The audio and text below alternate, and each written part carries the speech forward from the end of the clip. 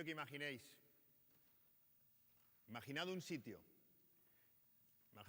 donde uno acude contra su propia voluntad, donde cuando llega a ese lugar se le asigna un sitio específico solo para esa persona, se le coloca un uniforme, va a una pista, habitualmente uno que se le ve el culo, y además se le somete a reglas sobre las cuales no puede actuar.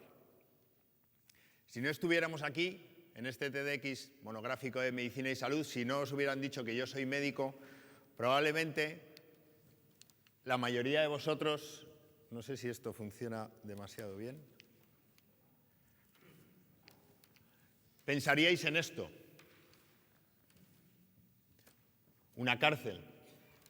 Pero curiosamente el sitio en el que yo estoy pensando no es una cárcel. Estoy pensando en eso, un hospital. Parecido, ¿verdad? Llega a ser estremecedor la semejanza entre los dos sitios. Pero hay dos diferencias. Si os fijáis, en una cárcel, los presos, por la mañana, salen juntos a hacer deporte. Es decir, se conocen entre ellos. Esto no ocurre en los hospitales.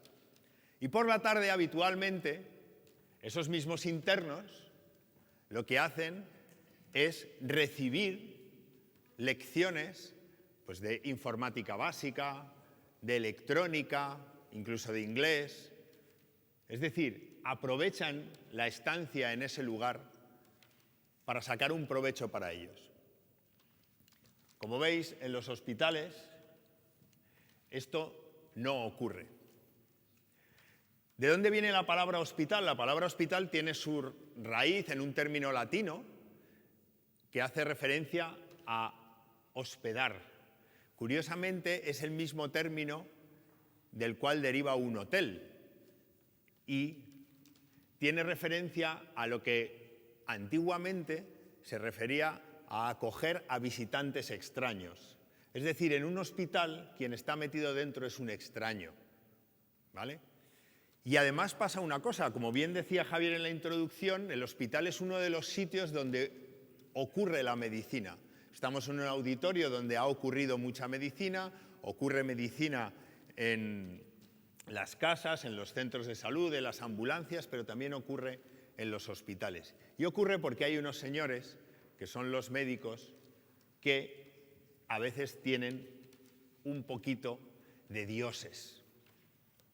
Este es un cartel de una película que no he visto todavía, pero que me muero de ganas por ver, pero que escogí precisamente para la charla porque identificaba mucho lo que ocurre con los médicos y con los pacientes. Si os fijáis, la relación entre un carcelero y un preso es completamente asimétrica. Igual ocurre en la relación entre los médicos y los pacientes. Pero hay un componente diferenciador.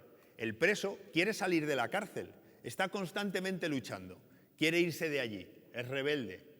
El paciente habitualmente es sumiso, está absolutamente plegado a lo que le dice el hospital, a lo que le dice el médico, a lo que le dice la enfermera, a lo que le dice el técnico o a lo que en un momento dado le puede llegar a decir el propio celador. En el mundo, ahora mismo, el acto médico, es decir, lo que hacemos nosotros los médicos con los pacientes, está universalizado. Vete dándole. Antes, uno se tenía que ir a Estados Unidos para recibir un tratamiento puntero o a cualquier otra parte del planeta. Vete dándole. Con lo cual uno decía, oye, pues aquí no tienen esto, a lo otro, a lo demás allá, y podía buscar asistencia médica prácticamente en cualquier parte del mundo. Pero ¿qué es lo que ocurre? Que lo tenemos ahora aquí. Yo dirijo un hospital oncológico. Tenemos una importante estructura de ensayos clínicos. Os puedo asegurar que ninguno de los pacientes que vienen a nuestro hospital tiene ninguna necesidad de coger un avión como se hacían antes. Esto lo sabemos los famosos, yo que soy fiel lector de Lola cada miércoles, os lo puedo asegurar, que los famosos se cogían un avión y se iban a Houston a tratar el cáncer. Ahora mismo eso no ocurre. No es necesario. El saber médico es universal. Los médicos estamos conectados vía la información, vía los canales de comunicación, vía los congresos. Es decir, no hace falta moverse por el planeta. A nivel tecnológico nos pasa lo mismo. Antes alguien que viviera en La Coruña decía, no, yo es que me tengo que ir a Madrid a hacerme una resonancia, porque aquello, no sé si hay algún gallego en la sala, disculpar, pero se me acaba de ocurrir el ejemplo, pero decir, no, me voy a Madrid a que me hagan una resonancia. No hace falta. Ahora hay resonancias hasta debajo de las piedras. Un PET-TAC, el robot quirúrgico Da Vinci, es decir, lo tienen en un montón de sitios. No hace falta que salgamos de allí, ¿vale? Bien, ¿qué ocurre? Que esto que nos parece muy bonito y a lo cual estamos muy acostumbrados, cuando uno entra en un hospital, algo mágico y maravilloso ocurre para que pasen cosas como esta. Fijaos, esta es una foto tomada de hoy mismo de mi hospital en un control de enfermería. Es el sistema de llamada a la enfermera, ¿vale?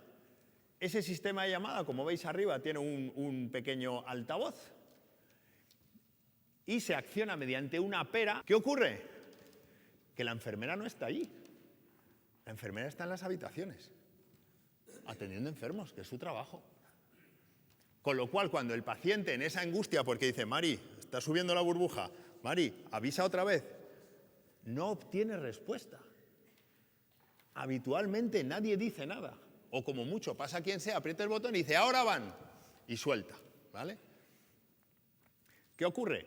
Que luego la gente se va a comer al Ginos, restaurante de la cadena Vips de alto standing, y tiene esta cosa en la mesa. Esta cosa en la mesa es un sistema de llamada que acciona un vibrador en el reloj del camarero y que tiene 3 posiciones.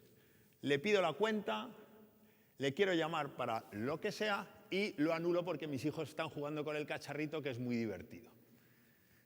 Claro, cuando nosotros vamos al Ginos o estamos constantemente utilizando tecnologías y entramos y nos ingresan en un hospital y pasa esto, pues hombre, como poco, un poco inquietos ya nos quedamos. La pregunta que más veces se oye y más repetida en una planta de un hospital es cuando o bien paciente, con ese pijama tan fantásticamente diseñado, o bien familiar dice, oiga señorita, ¿cuándo viene el médico?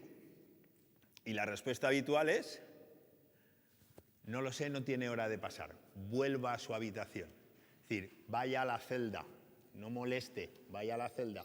No sabemos, el doctor que está ahí arriba haciendo sus milagros, no le puedo decir cuándo va a pasar.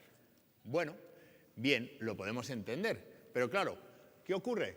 En el fondo, ahora mismo todos los pacientes que ingresan en el hospital de San Chinarro se les coloca una pulsera con un código BIDI, es decir, son perfectamente trazables exactamente igual que un paquete de Seur. Si esto lo podemos hacer con un paquete de zapatillas, ¿no lo podríamos hacer con el médico para saber cuándo viene a pasar visita o cuándo me van a bajar a hacer el escáner? Otra de las preguntas del millón, ¿cuándo me operan?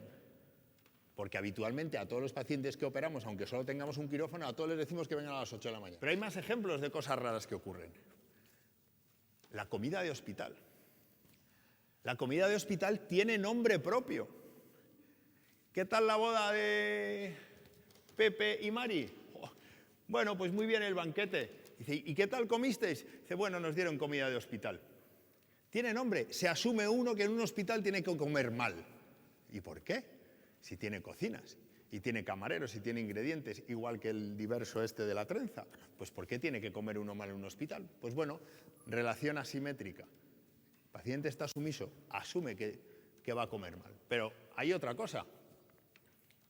Mañana no vengo, me he cogido la mañana. Ah, sí, ¿y eso por qué? Tengo cita con el médico. La cita con el médico a veces consume un tiempo, desgraciadamente hay un estudio que dice que tardamos 18 segundos en interrumpir a nuestros pacientes. Con lo cual, no les dejamos hablar. Me ha encantado lo que decía el doctor de mirar a los pacientes a la cara y tener ese momento, aunque sea de silencio y de mirarse y de encontrarse, porque eso habitualmente no ocurre, porque además tenemos una pantalla de un ordenador donde estamos diciendo, bueno, cuénteme y estamos tecleando. Esto nos coloca en esta situación. Los hospitales, el mundo de la sanidad hoy en día es como la aldea gala de Asterix y Obelix. Es decir, estamos ahí metidos fuera de la Galia, de la aldea, perdón, en toda la Galia ocurren cosas que cuando uno llega al hospital nos recuerdan a cosas de hace siglos. Y los hospitales, igual que os ponía el ejemplo de las cárceles, están organizados como hace siglos. Sí, están más bonitos, hay más tecnología, pero el modo de funcionar que hacemos y cómo tratamos a los pacientes ingresados es el mismo. Bien, volviendo a lo que debería ser un hospital, este es un fragmento de un libro maravilloso que realmente cambió mi vida, en el cual dice que los hospitales deberían ser empresas que tuvieran el grado de innovación de una empresa como Apple, el grado de compromiso con la seguridad de una empresa como la NASA y el grado de servicio de una empresa como el Ritz-Carlton, una empresa de hoteles, ¿vale? Y realmente esa es mi idea de hospital y esa es la idea que hoy, como bien decía Javier en la introducción, a través de TEDx os quiero difundir. ¿Qué ocurre en los hospitales? Los hospitales son los receptores de mayor número de experiencias vitales que no olvidaremos nunca en la vida. Me remito a la carta de Elena, que no olvidaremos nunca en la vida, y eso está ocurriendo ahora mismo. Ocurre la muerte, ocurre la vida, ocurre la incertidumbre y ocurre la esperanza. Todo eso pasa en un hospital y pasa 1000 millones de veces al día. Y curiosamente, donde más deberíamos aplicar lo que están haciendo en Starbucks a nivel de atención y de servicio y lo que están haciendo en otras empresas es en los hospitales. ¿Por qué? Porque esta frase, que seguro ya habéis oído alguna vez, que está llena de sentido, dice que la gente pues probablemente no recuerde lo que le dijiste o lo que le escribiste, pero nunca se olvide de cómo le hiciste sentir. ¿Y ahora qué hacemos? ¿Qué hacemos? Porque claro, tenemos mucha tecnología, tenemos mucha cualificación, tenemos una manera de enseñar la medicina, como bien decía Julián, que bueno, pues damos por válida desde hace un montón de tiempo, pero claro, quizá el cambio que está por venir es este. Es decir, tenemos que cambiar el foco. Tenemos que cambiar el foco y es muy difícil poner a alguien en el centro cuando uno está ahí y no tiene demasiadas ganas de irse. Esta es la estructura habitual de la organización, no solo de los hospitales, sino de la atención médica o sanitaria clásica. Es decir, el médico está arriba, la enfermera, los auxiliares, los técnicos, y al final del todo el que recibe toda esa estructura que está completamente diseñada para hacer un acto médico súper preciso y súper perfecto es el paciente. Pero muchas veces el paciente es simplemente el que lleva esa enfermedad, es el portador físico de la enfermedad, pero el paciente es mucho más que eso. ¿Cuál es la solución? Cambiar el foco de verdad, poner al paciente en el centro. Y ojo, con el símil carcelario hay otra particularidad. En las cárceles solo están los que han cometido un delito. No voy a hablar ahora de los que están fuera y también lo han cometido, no es el momento. Pero vamos a asumir que los que están dentro han cometido un delito. En los hospitales tenemos gente encarcelada sin delito. Los familiares están sanos, pero sufren toda esa estructura en sus carnes. Es decir, ahí hay que poner al paciente y al familiar. ¿Qué es lo que hay que hacer? Preguntar a los pacientes. Parece sencillo, pues no lo hemos hecho en siglos. Sí, les hacemos la historia clínica, les preguntamos los síntomas, pero muy pocos se sientan al lado del paciente y le dicen, oiga, ¿y usted de verdad qué necesita? El paciente o su familia en la cafetería de los hospitales o en el parque las mamás no están discutiendo sobre las dosis de quimioterapia que necesitan. O sobre si es mejor un abordaje infraumbilical o laterocervical para semejante cirugía. Eso se lo dejan a los médicos que para eso han estudiado. Están preguntando y están inquietos por otras cosas. Y cuando tú les preguntas, realmente te dicen cosas tan sorprendentes como esta. Este es el resultado de una auditoría que se hizo en la Cleveland Clinic, que es el hospital americano pionero en experiencia de paciente, en el cual, como veis, lo que dicen arriba es que, oye, lo que más nos importa es que nos cuide el personal. Lo que más nos importa es que el doctor se preocupe por mi confort, o que el doctor me cuente las cosas, o que me informe sobre los retrasos. Es decir, nadie está diciendo que quiere una resonancia de más potencia o un antibiótico mucho más rápido en eliminar la infección. No, me están diciendo, oye, quiero que las enfermeras me escuchen, que haya respeto por mi privacidad.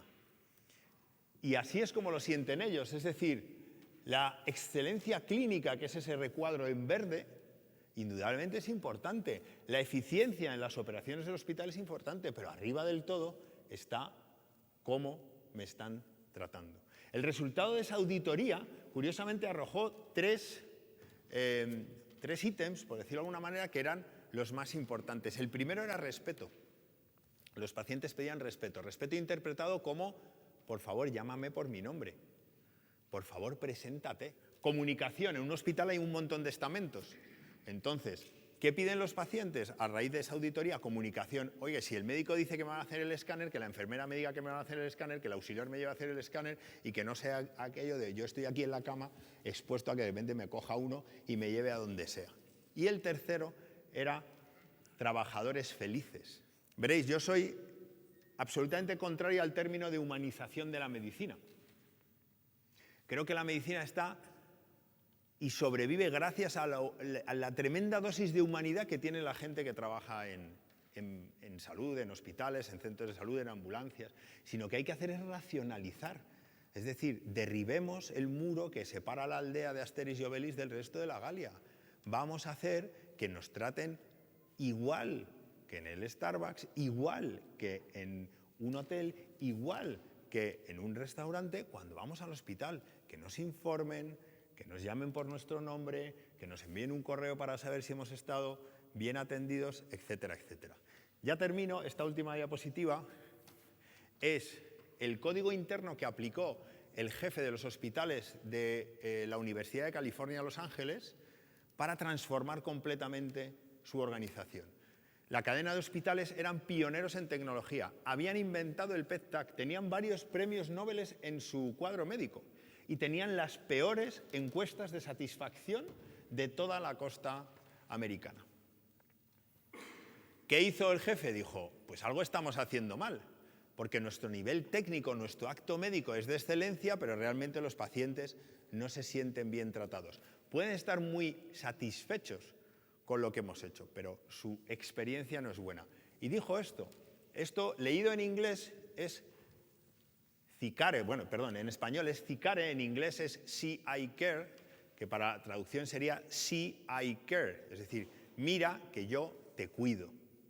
Esto está puesto en todas las paredes de todos los hospitales de la cadena del UCLA Hospital, que son varios hospitales, tanto fuera para pacientes como dentro para trabajadores. Y son reglas básicas, esto lo enseñan en Educación General Básica, no es nada del otro jueves, ni siquiera es nada propio de los médicos, pero fijaros que gracias a instaurar esto consiguió que sus encuestas de satisfacción subieran hasta el tope y lleva ya 7 años siendo el número 1 de hospitales.